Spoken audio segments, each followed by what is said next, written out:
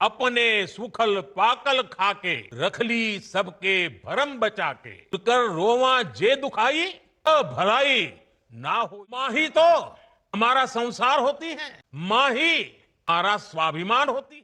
RJD Congress के मंच से मेरी माँ को गालियां दी गई, मेरी उस माँ को जिसका राजनीति से कोई लेना देना नहीं, जिसका शरीर भी अब नहीं है, उस माँ को आरजेडी कांग्रेस के मंच से भद्दी भद्दी गालियां दी।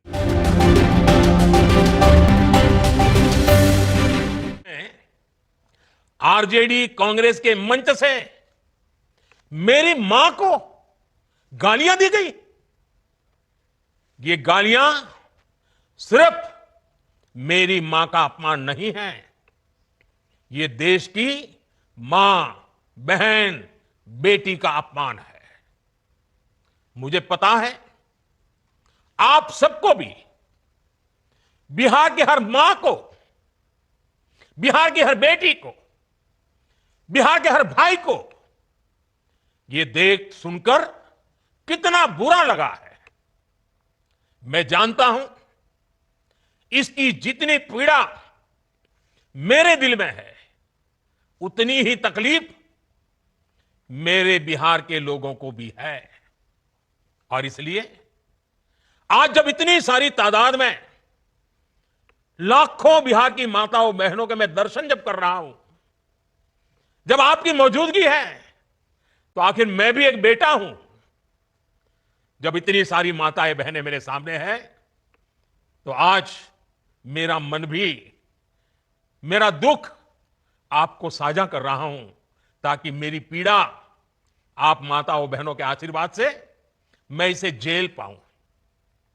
माताएं बहनें, आप सबको पता है मैं करीब 50-55 साल से समाज और देश की सेवा में लगा हूं। मैं राजनीति में तो बहुत देर से आया था। समाज के चरणों में मुझसे जो बन सकता था करने की मैं कोशिश करता था। मैंने हर दिन, हर क्षण अपने देश के लिए, मेरे देशवासियों के लिए मुझसे जो हो सका, जहां हो सका, पूरे लगन से, मेहनत से काम करता रहा। और इसमें मेरी मां के आशीर्वाद, मेरी मां की बहुत बड़ी भूमिका रही है। मुझे मां भारती की सेवा करनी थी, इसलिए मुझे जन्म देने वाली मेरी मां ने मुझे अपने दायित्वों से मुक्त कर दिया था। और मां ने मुझे आशीर्वाद दिया कि बेटा जाओ, देश की करोड़ों माताओं की सेवा करना, देश के गरीबों की सेवा करना। उस मां के ही आशीर्वाद से मैं चल पड़ा था। और इसलिए मुझे आज इस बात की पीड़ा है कि जिस मां ने मुझे देश सेवा का आशीर्वाद देकर देश सेवा के लिए रवाना किया, भेजा। हर मां चाहती है कि उसका बेटा उसकी सेवा करे। हर मां चाहती है कि बेटा बड़ा हो, मां के लिए कुछ न कुछ करता रहे। लेकिन मेरी मां ने खुद के लिए नहीं, आप जैसी करोड़ों माताओं की मैं सेवा कर सकूं, इसलिए खुद से अलग करके मुझे जाने की इजाजत दी। आप सब जानते हैं अब मेरी मां का शरीर तो इस दुनिया में नहीं है। कुछ समय पहले 100 साल की उम्र पूरी करके वो हम सबको छोड़ के चली गई। मेरी उस मां को, जिसका राजनीति से कोई लेना देना नहीं, जिसका शरीर भी अब नहीं है, मेरी उस मां को आरजेडी कांग्रेस के मंच से भद्दी भद्दी गालियां दी गई। माताएं बहनें, मैं देख रहा हूं आपके चेहरे, आपको भी कितना दर्द हुआ होगा। मैं देख रहा हूं कुछ माताओं की आंख में आंसू मुझे नजर आ रहे हैं। ये बहुत ही दुख देने वाला है, कष्ट देने वाला है, पीड़ा देने वाला है। क्या गुनाह उस मां का, क्या गुनाह जैसे भद्दी गालियां सुना दी जाए। साथियों, हर मां अपने बच्चों को बहुत तपस्या करके पालती है। यहां मेरे सामने बैठी हुई हर मां उतनी ही लगन से, उतनी ही तपस्या से अपने बच्चों को पालती है। बच्चों से बड़ा मां के लिए कुछ नहीं होता है। मैंने भी बचपन से अपनी मां को ऐसे ही रूप में देखा था। उन्होंने बहुत गरीबी में बहुत सारी तकलीफें सहते हुए अपने परिवार को, हम सब भाई बहनों को पाला था। मुझे याद है, बारिश का मौसम आने से पहले मां इस कोशिश में जुट जाती थी कि छत न टपके, ताकि उसके बच्चे चैन से सो सके। मां बीमार होती थी, फिर भी पता तक नहीं चलने देती थी। काम करती रहती थी, काम पर जाती थी। वो जानती थी कि अगर उसने एक दिन आराम किया तो हम बच्चों को दुख सहना पड़ेगा। कठिनाइयों का पता मेरे पिताजी को भी लगने नहीं देती थी मां। वो अपने लिए कभी कोई नई साड़ी तक खरीदती नहीं थी। वो एक एक पाई जमा करती थी ताकि अपने बच्चों के लिए एक जोड़ी कपड़ा बनवा सके। और बात भले मैं मेरी मां की कर रहा हूं, लेकिन मेरे देश में करोड़ों मां ऐसे ही तपस्या करती है। मेरे सामने जो माताएं बहनें बैठी है ना, उन्होंने भी इतना ही कष्ट झेला है। एक गरीब मां जीवन भर ऐसे ही तप कर अपने बच्चों को शिक्षा दीक्षा देती है, ऊंचे संस्कार देती है। इसलिए मां का स्थान देवी देवताओं से भी ऊपर माना जाता है। बिहार के ही संस्कार हैं और हर बिहारी के मुंह से तो वो बात यूं ही निकलती है, माई के स्थान देवता पितर से भी ऊपर होला। काहे की आपन बाल बच्चा खातिर ऊ कौनो देवी नियर परछाई बन के पोस पाल के बड़े करेली, खुद ही दुख सह के दिखावेली संसार। माई के बिना तो कवनो जिंदगी भी ना पनप सकेला। यही से तो बारी माई महान। इसलिए साथियों, कांग्रेस आरजेडी के मंच से गाली, भद्दी गाली केवल मेरी मां को नहीं दी गई है। ये भद्दी भद्दी गाली करोड़ों माताओं बहनों को दी गई है। साथियों, एक गरीब मां की तपस्या, उसके बेटे की पीड़ा, ये शाही खानदानों में पैदा हुए युवराज नहीं समझ सकते। ये नामदार लोग तो सोने चांदी का चम्मच लेकर पैदा हुए हैं।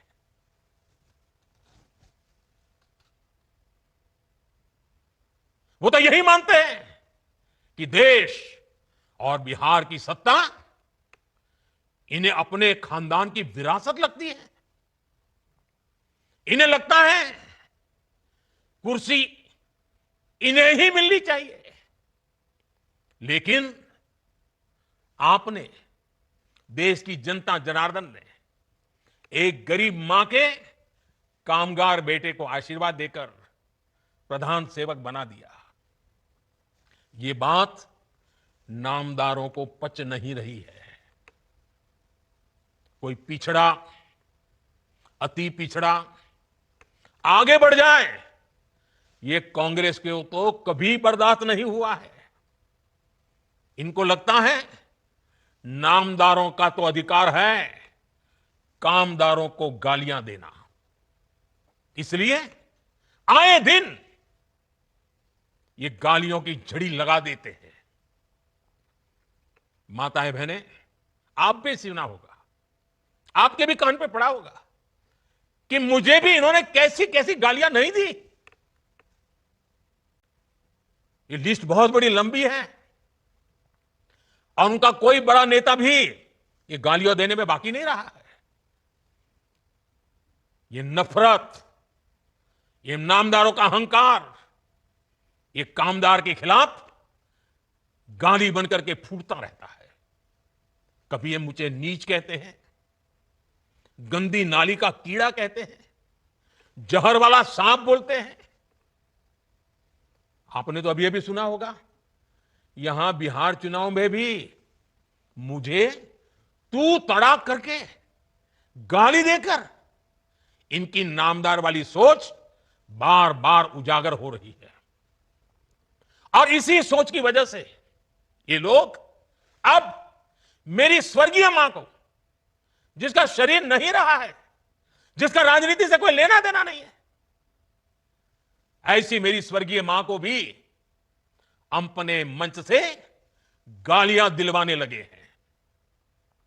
साथियों, मां को गाली देने वाली सोच, बहन को गाली देने वाली सोच महिलाओं को कमजोर समझती है। ये मानसिकता महिलाओं को शोषण और अत्याचार की वस्तु मानती है। इसलिए जब जब महिला विरोधी मानसिकता को सत्ता मिली है, सबसे ज्यादा तकलीफें माताओं, बहनों को, बेटियों को, महिलाओं को ही झेलनी पड़ी है। और ये बात बिहार की मेरी माताओं बहनों से ज्यादा कौन समझेगा। आरजेडी के दौर में जब बिहार में अपराध और अपराधी बेलगाम थे, जब हत्या, फिरौती और बलात्कार सामान्य बात थी, आरजेडी सरकार हत्यारों और बलात्कारियों को संरक्षण देती थी। आरजेडी के उस राज की सबसे ज्यादा चोट किसे उठानी पड़ती थी? बिहार की मेरी माताओं को, बिहार की मेरी बेटियों को, बिहार की मेरी बहनों को, हमारी बिहार की महिलाओं को उठानी पड़ती थी। महिलाएं घर से बाहर निकलने में सुरक्षित नहीं थी। उनके पति, उनके बेटे शाम तक जिंदा घर लौटेंगे, इसका कोई ठिकाना नहीं होता था। कब उनका परिवार उजड़ जाएगा, कब फिरौती के लिए उन्हें अपने जेवर बेचने पड़ जाएंगे, कब कोई माफिया उन्हें घर से उठवा लेगा, कब उनका सुहाग उजड़ जाएगा। हर महिला इसी खौफ में जीती थी। बिहार लंबी लड़ाई लड़कर उस अंधेरे से बाहर निकला है। आरजेडी को हटाने और बार बार हराने में बिहार की आप सभी महिलाओं की बहुत बड़ी भूमिका रही है। इसलिए आरजेडी हो या कांग्रेस, ये लोग आज सबसे ज्यादा आप सभी महिलाओं के प्रति भी बौखलाए हुए हैं। बिहार की हर महिला को इनकी मंशा समझनी चाहिए। ये लोग आपसे बदला लेना चाहते हैं। ये मौके की तलाश में हैं ताकि आपको सजा दे सके। साथियों, आरजेडी जैसे दल कभी महिलाओं को आगे नहीं बढ़ने देना चाहते और इसलिए ही ये महिला आरक्षण तक का पुरजोर विरोध करते रहे हैं। और जब एक महिला, एक गरीब घर की महिला आगे बढ़ जाती है, तब भी इनकी बौखलाहट दिखती है। इसलिए ही कांग्रेस गरीब घर की आदिवासी बेटी, देश की राष्ट्रपति द्रौपदी मुर्मू जी का लगातार अपमान करती है। साथियों, महिलाओं के प्रति घृणा और नफरत की इस राजनीति पर लगाम जरूरी है। देशवासियों को सोचने की जरूरत है, कैसी भाषा बोली जा रही है। माताओं बहनों, आज से 20 दिन बाद नवरात्रि शुरू हो रही है और 50 दिन बाद छठी मैया की पूजा होगी। छठ का पर्व मनाया जाएगा। मैं बिहार की जनता के सामने मां को गाली देने वालों से कहना चाहता हूं, मोदी तो तुम्हें एक बार माफ कर भी देगा, लेकिन भारत की धरती ने मां का अपमान कभी बर्दाश्त नहीं किया है। इसलिए आरजेडी और कांग्रेस को सात बहिनी से माफी मांगनी चाहिए। छठी मैया से माफी मांगनी चाहिए। साथियों, मैं बिहार के लोगों से भी कहूंगा, इस अपमान की जवाबदेही तय करवाना बिहार के हर बेटे की भी जिम्मेदारी है। आरजेडी कांग्रेस के नेता जहां भी जाएं, जिस गली, जिस शहर में जाएं, उन्हें चारों तरफ से एक आवाज सुनाई देनी चाहिए। हर मां बहन को मैदान में उतर करके उनसे जवाब मांगना चाहिए। हर गली मोहल्ले में से एक ही आवाज आनी चाहिए, मां को गाली नहीं सहेंगे, नहीं सहेंगे। इज्जत पर वार नहीं सहेंगे, नहीं सहेंगे। आरजेडी का अत्याचार नहीं सहेंगे, नहीं सहेंगे। कांग्रेस का वार नहीं सहेंगे, नहीं सहेंगे। मां का अपमान नहीं सहेंगे, नहीं सहेंगे। साथियों, देश की नारी शक्ति का सशक्तिकरण हमारी सरकार की सर्वोच्च प्राथमिकता है। उनके जीवन से मुश्किलें कम करने के लिए एनडीए सरकार लगातार काम कर रही है। और माताओं बहनों, मैं आपको वादा करता हूं, हम बिना थके, बिना रुके आपकी सेवा करते रहेंगे। आप सभी एनडीए सरकार पर अपना आशीर्वाद बनाए रखिए। मैं देश की हर मां को प्रणाम करते हुए आज और एक प्रार्थना दोबारा याद करता हूं। अभी 15 अगस्त को गांव गांव, गली गली एक मंत्र गूंजता था, घर घर तिरंगा, हर घर तिरंगा। अब समय की मांग है, हर घर स्वदेशी, घर घर स्वदेशी। ये मंत्र माताओं बहनों को आत्मनिर्भर भारत बनाने के लिए, माताओं बहनों, मुझे आपका आशीर्वाद चाहिए। हर घर स्वदेशी, घर घर स्वदेशी। और मैं हर दुकानदार से कहूंगा, उनके यहां तो बोर्ड लगे रहना चाहिए, व्यापारी के यहां बोर्ड लगना चाहिए। गर्व से कहो यह स्वदेशी है, गर्व से कहो यह स्वदेशी है। आत्मनिर्भर भारत के रास्ते पर हमें मजबूती से आगे बढ़ना है। और मेरा यह काम माताओं बहनों के आशीर्वाद के बिना पूरा नहीं हो सकता। मां भारती का उज्जवल भविष्य आपके आशीर्वाद के बिना नहीं हो सकता। और आप तो जानते हो, ये नामदार लोग क्या बोलते रहे, वो तो यहां तक सवाल करते रहे, भारत माता होती क्या है। भारत माता को जो गाली देते हो, उनके लिए मोदी की मां को गाली देना तो बाएं हाथ का खेल है। और इसलिए ऐसे लोगों को जानना बहुत जरूरी है। माताओं बहनों, जब लाखों माताएं बहनें मेरे सामने हैं, आपका आशीर्वाद हमेशा मेरे पर बना है।